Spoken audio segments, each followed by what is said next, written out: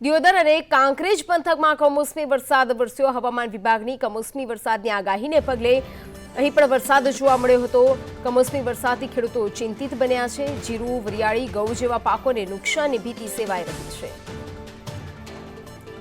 વધુ વિગતો સાથે પાંચાજી ઠાકોર દિયોદરથી જોડાઈ ગયા છે। પાંચાજી, હાલની શું સ્થિતિ?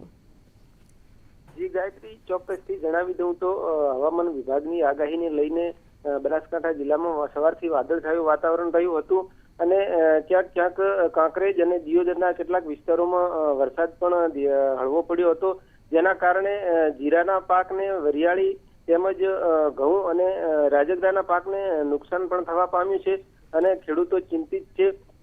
હવામાન વિભાગની આગાહીને લઈને હાલ તો ખેડૂતો ખૂબ જ ચિંતિત છે। જી ગાયત્રી। જી, જોડાઈ સમગ્ર વિગતો આપવા બદલ આપનો આભાર।